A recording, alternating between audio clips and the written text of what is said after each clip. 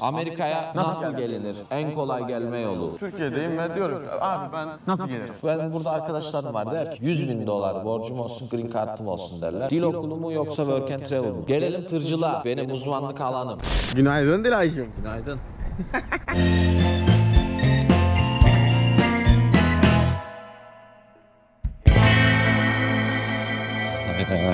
Vay Dilay'cığım. Ne yaptın Bilal? Günaydın, nasılsın? İyi, sağ ol. Sen Teşekkür nasılsın? ederim. Sağ ol. Nasıl iyi? Hoş geldin. Hoş buldum, hoş Evet. geldin, hoş geldin. Kasabaya hoş bulduk. geldin Dilay. Ne zaman Kasabanın esiri mi? geldin? Esiri? Yok. Kasaba senin esiri. Veziri. Veziri kim? Sen. Nasıl yani? Kasabanın esiri miydi? Öyle bir şey vardı. Ne diyor lan? Neyse boş ver.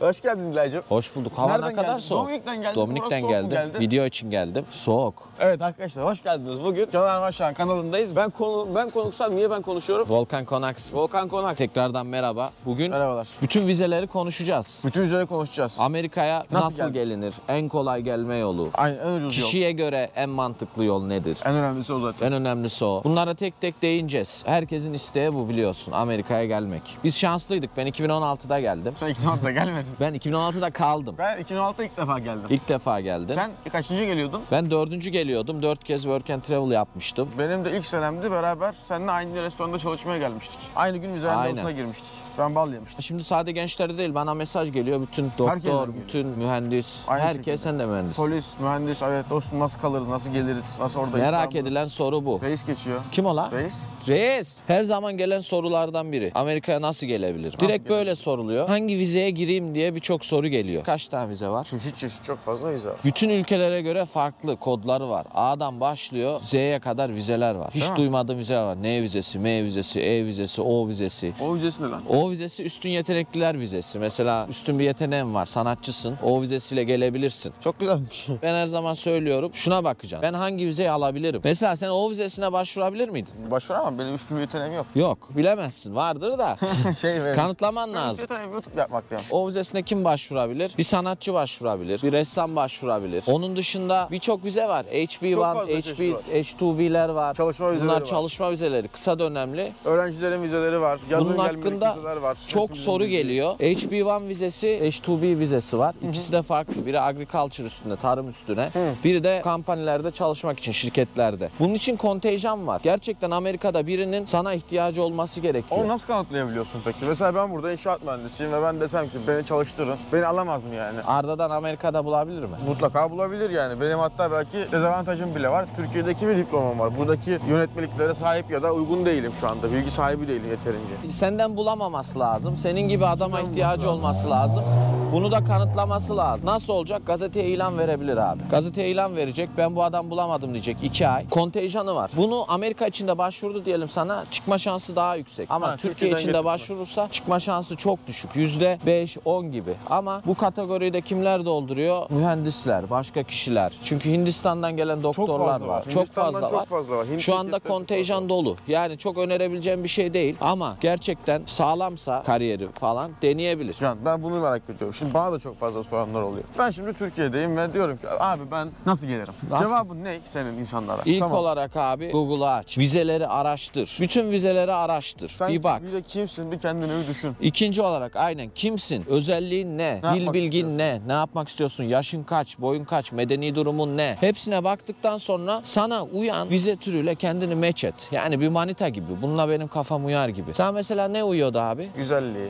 Ne? Manitan değil, vizenin. Şimdi benim baktığın zaman öğrencilik, ben üniversiteyi bitirdim. Ben nasıl gelebilirim? Ben şimdi şuna karar verdim aslında. Ne almak istiyorsun? Vize. Ne alabilirim? Öğrenciyim. Yani okulu bitirmişim, üniversiteyi bitirmişim, mühendisim ve burada yüksek lisans yapabilirim. Benim için en uygunu bu. Dil okuluna gelebilirim ve dil okulunda dil eğitimi alabilirim. Dedim ki dil okulu o zaman üniversite. Nerede dil okulu ya da eğitim master yapabilirim? Üniversitede. Üniversite araştır. Nereye gidebilirsin? Virginia'ya gidebilirim. Niye? Önceden geldim. Ne yapabilirim burada? Dil okulunda okuyabilirim. Master yüksek lisans yapabilirim. Dedim ki bir alttaki adımı ne? Okulla konuşmak. Okulla konuştum. Okul dedim ki merhabalar ben dedim gelmek istiyorum. Dedim bana formları söyleyebilir misiniz? Okul zaten sana söylüyor. Sen açtıktan sonra ne yapmak istediğini gördükten sonra vizeye sen uygun musun fark ettikten sonra okulla bunu konuştuktan sonra okul sana diyor ki dostum bunları yapacaksın. Tabii ki para göstermeniz gerekiyor. Bazı cebinizde meblağ olacak. Amerika'ya geleceksiniz. Bence bunun %100. bahsetmemiz lazım. Mutlaka cebinizde bir miktar para olması lazım. Gelirken diyorsun ki gösterdim paranı da yeterlisin. Tamam. Bir sonraki adım. Hoş geldin abi. Hoş geldin abi. Vizeye Belge hazırlanacaksın. gönderiyor. Vizeye hazırlanacaksın. Belgelerini hazırlayacaksın. Okulla konuştun. Okulla ayarladın. Belgeler, dosyalar, vize randevusu. Girdin vizeni aldın. Amerika'ya uçuş. Buradasın. Aynen, Ondan sonra öğrenci buradaki vizesi. hayatını dert etmeye başlıyorsun. Diğer vizelere de az bir değineyim. Turist Evet. vizesi mesela. Ne diyeyim abi? Haydar abi 35 yaşında. Avrupa'ya gitmiş gelmiş.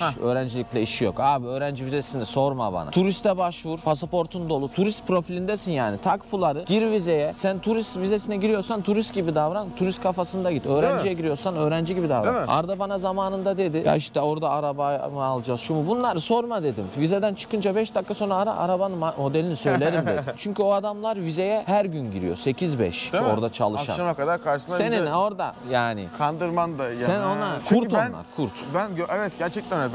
Ben de gördüm. Hani diyor ki mesela ben dil okulu için geleceğim. Babamın şirketinde bir şey yapacağım. Tamam hani mantıklı bir sebep senin için bu. Aynen. Ama şimdi oradaki insana baktığın zaman ya ben bu adama vize vereceğim yani diyor. Ben ülkeye alacağız yani. Değer mi yani gerçekten? Hani gerçekten istediğiniz amaç işte git nasıl döneceğini kanıtlamakmış. Böyle efsaneler vardır. Bence böyle değildir Can. Amaç orada gerçekten hangi vizeyi almaya gidiyorsan onu gerçekten almak istediğini göstermektir. Kesinlikle Hani zaten o şekilde bir hevesle ve amaçla vizen de olsana gitmiyorsan da zaten gitmende problem var. Yatırımcı vizesi mutlaka avukatla görüşün. Çünkü sizin yaptığınız yatırıma göre, türüne göre, parası Çalıştırdığınız insan sayısına. insan sayısı, ondan sonra yatırmanız Sermaye. gereken sermaye değişiyor. Sen şimdi bir fabrika açacaksan 5 milyon olabilir bunun limiti. Ufak bir restoran açacaksan 60 bin dolara belki sen bu vizeyi alacaksın. Ama bu yatırımcı vizesi yani. Eğer gerçekten paranız olması gerekiyor. Çünkü iş kuruyorsunuz burada. Amerika'da size imkan sağlıyor. Bunu mutlaka avukatlara sorun. Çünkü bunun bütün belgelerini, detaylarını avukatlar ayarlıyor. Biz zaten tecrübelerimizden aktarıyoruz. Avukatlar Kesinlikle. bu işin ehlidir. Önerebileceğimiz avukatlar olur. Sorabilirsiniz. Zaten YouTube'da da birçok avukat abimiz var. Şimdi isim vermek doğru olmaz. Birçok vize var. Önemli olan hangi vize size uygun onu bulmak. Drone terk etti bizi.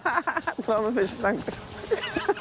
Yer değişikliğine geldik. Yer değişikliğine Caner geldik. Manşah'ın kanalındayız. Devam ediyoruz. İzlemeye devam ediyorsunuzdur. Umarım bu videoyu beğeniyorsunuzdur. Tekrardan bizi ilk defa görenler, tanıyanlar varsa kanal Caner Manşah'ın. Ben Arda Harmanşah. F1 vizesiyle geldim. Burada dil okulu ve master ile yoluma devam etmeye çalışıyorum. İnşaat mühendisiyim. Caner Manşah kendinden Ben de bahsetsin. Green Card sahibiyim. Green Card'a değinelim abi. Green Card'a deneyelim abi. Herkesin hayali. Ben burada arkadaşlarım var der ki 100 bin dolar borcum olsun, green card'ım olsun derler. Ki inanırım eğer ki gelecek biri varsa da birçok kişi tamam der. Ama görüyorsun çıkıyor. İnsanlara çıkıyor abi Evet, çekilişten. şansları çıkabiliyor. Green Card'la da gelenler var mesela buraya. Buraya gelmiş arkadaşlar da var. Green Card. Benim hatta kanalımda Green Card'la gelmiş Mine var. Mine'yle biz burada tanıştık. Burada hatta geldiğinde yanındaydık. Mühendis gelip burada çalışabiliyor. Geldiği gibi Çalışabiliyor. direkt mesela iş teklifleri alıyor ve bunları değerlendirmeye başladı geldiği anda. Green Card dediği gibi canın gerçekten En önemli Türkiye'de şey. En önemli ve en kolay Peki yöntem. Green Ama- Card nasıl alabiliriz? şans olarak gelen mesela Mine'nin aldığı ya da Lottery, lotoyla gelen çekilişten. olanlar, çekiliş gerçekten çok düşük. ihtimal. %2. Giriyorsun çıkarsa çıkıyor. Birkaç yıl sonra da eline geçiyor. Onun dışında Amerika içinde de Green Card elde edilebilir. Detaylar benim kanalımda. bu Evlilik arada. yoluyla ilticaya başvurabilir biri. İltica da Türkiye'de zorluk çekiyorum, yaşayamıyorum deyip Amerika'ya bir sığınmadır. Türkiye'ye geri dönüşün ucu biraz kapalıdır. O yüzden tercih edilmez ama gerçekten sıkıntılı yaşayan insanlar var bu konuda. O yüzden de sadece Türkiye değil Arabistan'dan da idam cezası olan başka yerden mahkum olan kişiler gelip iltica edebilir, sığınabilir. O şekilde de Green Card alabilir. Ama birçok kişinin başvurduğu da kafasına yatan birini bulup evlenip Green Card'ını almak. Biz de böyle yaptık zamanında. Turist, öğrenci, böyle geçici vizelerde çalışma izni verilmez. Yüksek lisans sonunda OPT alınır bir yıllık. Şey gibi yüksek oldu la. lisans. Kırtasiye gibi. Fotokopi çekilir. OPT alınır. Sanki biz veriyoruz değil mi? Evet, gelelim tırcılığa. Benim uzmanlık alanım. Biz okulumuzu açtık. Belgelerimiz, her şeyimiz tamamlanıyor. Birkaç eksiğimiz var tırlarla ilgili. Onları tamamladıktan sonra okulu açacağız. Sanırım bir ayı bulmaz. Faaliyete geçeceğiz. Faaliyete geçtikten sonra Amerika içinde Green Card sahibi, çalışma izni sahibi herkes gelebilir. Ama Türkiye'den bir öğrenci kabul etmemizin şansı yok. Çünkü bu bir dil okulu değil. Üniversite değil. Amerika'da çalışma izni gerektiren bir meslek. O yüzden çalışma izniniz olmak zorunda. Türkiye'den getiremiyoruz şu an için. Ama Meksika mesela bir ara alıyordu. Dominik sözleşmeli alıyor. Tır şoförü. Yurt dışından yani Amerika alıyor. Kanada mesela Türkiye'den alıyordu bir dönem. Belki bakarsınız ileride olur. Belki biz büyürüz bu şirkette. Biz başvururuz devlete. Abi ihtiyacımız var. Olabilir. Neden olmasın? Kesinlikle. Bu bir hayaldir. Güzel bir hayal. Umarım gerçekleşir ama şu an için İnşallah. tır şoförü olan birine Türkiye'den sponsor olma şansımız yok. Kesinlikle. O yüzden herkesin kendi yöntemiyle başvurup bir yerde buraya gelmesi, bir adım olarak düşünmesi lazım tırcılığı. Dümdüz böyle sadece tırcılık için gelebilmek başlangıç adımından Türkiye'den zordur. Şu da önemli. Hava şartlarına göre değil, para şartlarına göre. Biraz da. Biraz da ona göre yani. Amerika'ya zengin bir adam gelir abi. Değil mi? Turistle gelir, yatırımla gelir. Zengin adam gelir abi. Baştan ele alalım abi vizeleri. Toparlayalım. Tabii. Ondan sonra nasıl biz yardımcı olabiliriz ona geçelim. Öğrenci vizesi, F1 vizesi, çalışma izni olmaz. Turist vizesi. Turist vizesi. 6 aylık 2 kere uzatabilirsin. Girip çıkabilirsin. Değiştirebilirsin içeride gene statü değişikliğini. Avukatla da yapabilirsin kendinde. Çalışma vizesi H1B, H2B. Bunlarla da H1B. sponsor olup biri gelebilirsin ama Amerika içindeyse mesela okul bitirdin, yüksek lisans yaptın, bir şirkete girdin OPT'inle. Bitti OPT süren. nedir bu arada? OPT 1 yıllık çalışma izni master Yüksek lisans programlarından bir yıl mı, sonra 18 öyle. ay mı bu arada? Değişir. Çalıştığın şeye göre değişir. Yani kendi alanında meslekte çalışıyorsan, tırcılık yapıyorsan uzatamazsın mesela. Ama gittin mühendislik, yüksek lisans yapıp mühendislik yapıyorsun. 18 ay uzatırsın. Onlar da seni çok beğenir. Arda der Allah'ın adamı olabilirsin. buna sponsor olalım. Oradan da green card alabilirsin. Olay ona bağlanıyor. DV Lottery işte bizim green card çekilişleri. Zaten geliyorsun. Onlar Allahu Ekber. Green card'lı olanlar gerçekten şanslı. Yatırımcı vizeleri, vizeleri, nişanlı vizeleri Mürsel abi. Mürsel ne? 90 günlük nişan, 90 günde seyri alem. Program vardı ya 90 Days Fiancé miydi? Evet öyle bir şey. Geldik en önemli konumuza. Önemli konumuz work and En travel. önemlisine.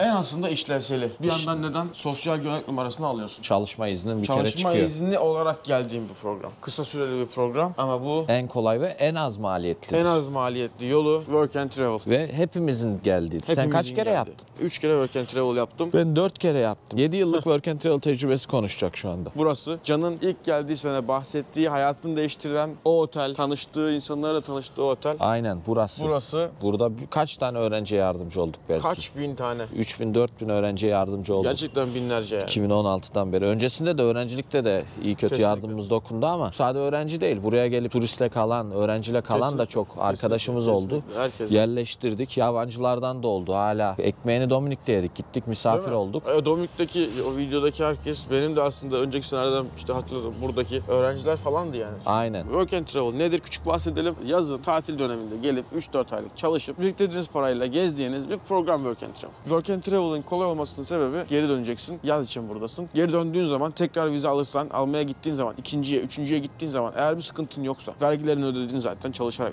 iznin vardı. Zamanında ülkene dönmen gereken zamanda geri döndün. Geri döndün. Girmen gereken zamanda geri girdin. Öteki sene, bir sonraki sene tekrar başvurduğun zaman kimse sana demiyor ki kardeşim sen bir yanlış yapmışsın, yok. Sen gitmişsin dönmüşsün, bir daha al, gel bir daha al. Bu adam 4 kere almış. 4 kere aldım, 3 kere aldı. Onun dışında ucuz abi. Ucuz çok abi. ucuz. Yani Diğerlerine 3000 dolar çok para gibi gözükebilir ama diğer vizelere baktığında okula zaten o kadar ödüyorsun. Masraflarını ödeyeceksin. Ama Work and Travel'da 3000 dolar falan fiyatları değişiyor. 3000 civarı bileti, diyelim. ıvır zıvırına Uçak 4.000, bileti 4500'e tamamsın abi. Geldin bir ayda, 1,5 ayda bu parayı çıkarabilirsin. Dilini geliştiriyorsun. Bana her zaman sorarlar. Abi dil okulu mu? Genç arkadaşlara bu mesaj. Dil okulu mu yoksa Work and Travel mu? Ben Work and Travel derim. Hem paranı çıkarırsın, çalışırsın. Hem de üstünde baskı olmaz yani. Dil okuluna gittin mi? İşte öğreneceksin mi? Ders mi çalışacaksın? Dışarıda harcayacaksın mı? Burada gel abi. Konuş. Zaten Evet, grameri her herkes yerde öğrenirsin. Gramer zaten hepimizin de 3-5 bir temeliyle gelmiş oluyoruz. Yani. Temeliyle gelmiş oluyoruz. Kendin de çalışabilirsin. Gene gidebilirsin. Gene okula gidebilirsin ama ikisi arasında bir seçim yapman gerekiyorsa Work and Travel öneririm. Çünkü paranı koyuyorsun cebine. Özellikle garibanlarımız için. Biz de garibandık. Herkesin durumu olmayabilir. Biriktirirsin. Biz de para biriktirdik. Ben Sen nasıl bateriler geldim? de Bak, çaldın. İlk geldiğim zaman destekle geldim ama ikinciye geldiğim zaman burada biriktirdiğim parayı kenara koydum. Bir sonraki senenin ücretini ödedim. Work and Travel'a bir öğrenci nasıl başvurabilir abi? Şirketlere, Türkiye'deki şirketlere gidiyor. Evet. Şimdi atladığımız şeyler olabilir.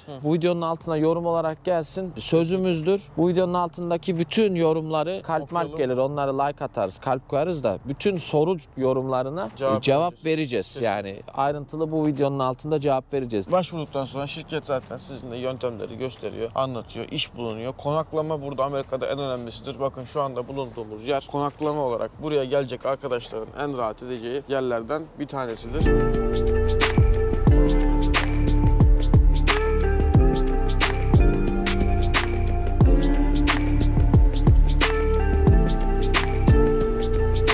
Bu şekilde Amerika'da oteller, bakın burası kış sezonu, havuzu pis ama yazın burası böyle değil, tam tersi cıvıl cıvıl. Az önceki yeşillik, otel de öyle. havuzu temiz. Az önceki bulunduğumuz yerde yine buranın başka bir öğrencilerin yazın kaldığı bir otel. Aynı şeyin Aynı ücrete sahip. pembesi. Haftalık kaç dolar öderler bir öğrenci? Haftalık 75 ile 100 dolar arası öderler. Değil mi? Tabii O bu da Virginia yerine bölgesi için Work and Travel'ı birçok bölgede yaparsınız. Genelde güvenli şehirler seçiliyor. Work and Travel konusuna girelim. Biz kimiz? Biz ne yapacağız? Nasıl yardımcı olabiliriz? Biz 2016'da El Turco diye kurulmuş şirkettik. Yarı amatör bir şirkettik. Öğrencilere yardımcı oluyorduk. Çünkü bir ihtiyaçtı. Havaalanından geliyorlardı. Şey de yok. Uber Lyft de kredi kartı gerektiriyor. Adam 120 dolar taksiye veriyor. Yanında başka öğrenci var. Görmüyor falan. Ortak gidebilir. Farklı yerlere gidiyorlar. Biz bunu otel yönetimleriyle konuştuk. Emi ile, daha sonra Georgia ile, başka otellerle. 7-8 otelle konuştuk. Biz dedik havaalanından alacağız öğrencileri uygun fiyata. 30 dolara, 40 dolara. 4-5 öğrenci aldığımız zaman zaten herkese ucuza geliyordu. İndirim yapıyorduk. Benzin parası senin de aynı şekilde benzin paran çıkıyor. Benzin parası çıkıyordu. Harcadığın zamana değiyordu. Yani harcadığın zamana değiyordu. Çok bir şey kazanma isteğimiz olmuyordu ama biz herkesle arkadaştık mesela. Kesinlikle. Meriç olsun. Başka kişiler hep havaalanından aldım ben Meriç'i. Taner. Bizim Yani bütün büyük çevremiz karakterler. havaalanından. Gerçekten öyle. Mine. Mine mesela, evet. Havaalanlar bizim için çok önemli. O yüzden her zaman yardıma açığız. Yaklaşık son yılı söylüyorum ben, 2019, koronadan sonra yapamadık. 380 öğrenci almışız havaalanından. 380 Ne zaman? öğrenci almışız 2019 yılında. 2019. 380 ben vardım, Taner, Niş vardı, ondan sonra Andre olsun, birçok arkadaş. Sonra aynı zamanda sadece almıyorsun, hani getiriyorsun, geldi kalacak yerinde sıkıntı mı yaşadı? Al bak, burada da kalabilirsin. Öneri verebiliyorsun. Ya da işle ilgili problem mi yaşadı? İkinci işe mi ihtiyacı var? Yardımcı oluyorsun. Aynen, ücretsiz şekilde işte bir sıkıntı oluyor, hastalanabiliyor. Birçok öğrenci var. Biz de öğrenci olarak geldik. Hastaneye götürüyor. O zaten insanlık olarak da yapılacak şeyleri var onun içerisinde. Bu Gibi. bizim için bir borç Şimdi aslında. Sen kesinlikle ve sen burada şimdi bunların zamanında eskiden yaşamış bir öğrencisin. Sen bu sıkıntılardan kendin geçmişsin. Sen günde kaç saat sürüyordun McDonald's'a bisiklet? 1 saat sürüyordum. Kimse alıp götürmüyordu. Bir saatte geri mi geliyordun? 1 saatte geri geliyordum. Bizim kaç öğrencimiz oldu. İşe bıraktık, getirdik. Kesinlikle. Ya ben burada duruyordum. Biri yardıma ihtiyacı olur mu götürüp gidiyordum. Öyle biz burada güçlendik yani. Türk halkı olarak, göçmen halklar olarak birbirimize yardımcı olarak burada güçleneceğiz. Aslında ana hedef budur ama bu Work and Travel güzel bir adımdır bunun için. Onun dışında bizim Virginia Beach'te arkadaşlarımız var. Tennessee'de var. New Jersey'de var. Onun dışında Boston, Chicago bölgesinde birçok arkadaşımız var. Sadece burada değil. Bir ihtiyacınız olur. Gideceksinizdir. Havaalanından alınacaksınızdır. Konaklamayla ilgili sorunuz vardır. İş ihtiyacınız vardır. Her türlü yardımcı olacağız. Bu şu da demek değil. Sadece Work and Travel da değil. Tabii. Bir abimiz gelir 40 yaşında. Der ki ya kalacak yere ihtiyacım var. İşe ihtiyacım var. Şudur budur. Elimizden geldiği kadar yardımcı oluruz Kesinlikle. ücretsiz şekilde. Yani bizim niyetimiz bu, sadece ben değil. Bak Oğuzlar, Anıllar her zaman yardımcı oluyorlar. Kesinlikle. Bütün YouTuber'lar yardımcı oluyor. Olmayanlar da var, sallamayanlar da var ama onlar bizi ilgilendirmez. Biz elimizden geleni yapmak zorundayız. Öyle hissediyoruz. Yaza doğru faaliyete geçireceğiz. Work and Travel öğrencileri sürekli geliyor. Kışında geliyor. Şu anda da var. Bu bir devir daim ve yıllardır süren bir program. Trump kaldırmak istedi ama kaldıramadı. Devam edeceğiz. Work and Travel'daki işler hakkında arkadaşlar yakında, yani benim kanalıma da bakarsanız bir öğrenci neler yapıyor, bir işte aslında detaylı bir şekilde ben çekmeye Sen öyle çalışıyorum. videolar yapsana. Work and Travel öğrencisi ne iş yapar? Kesinlikle, yani bu Work and şekilde Travel öğrencisi nerede videolarımız- Videolar olacak, kaldığımız yeri gördük. Hani benim gelip nasıl buraya yerleştiğim de hani kanalda var hepsi. Bunların hepsi paylaşıldı Aynen. ve örnek olarak, çünkü bu kesinlikle şey değil. Bunu da hatırlatmakta fayda var. Kimse gelip bizim hayatımız işte göstermeye çalıştığımız ya da önerdiğimiz hayatın aynısını aynı şekilde yaşayacak ya da yaşayabilecek gibi değil. Biri gelecek mesela, aynı sıkıntılardan geçmeyebiliriz. Farklı ya belki o sıkıntıyı hiç görmemiş bile olur bazı insan. Aynen. Ama herkesin farklı bir Sen hikayesi var. otobüse binmemen gibi.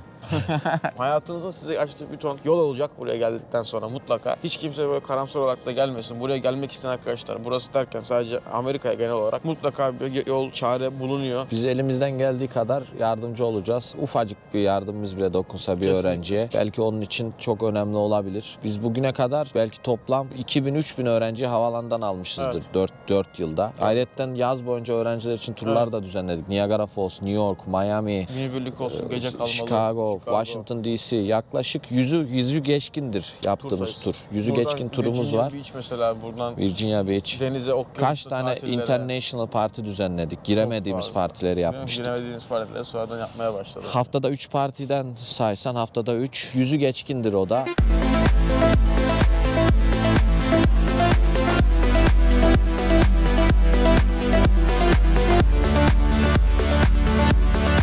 Gelen arkadaşlar, şu anda bu videoyu izleyen tanıdık arkadaşlar mutlaka yorum yapsın. Kesinlikle. Biz de oradaydık, şu yıl buradaydık, şöyle yaptık. Kesinlikle. Çok Yanlışımız olduysa sövsün. İşte Arda saçımı çekti, Can cimcik attı.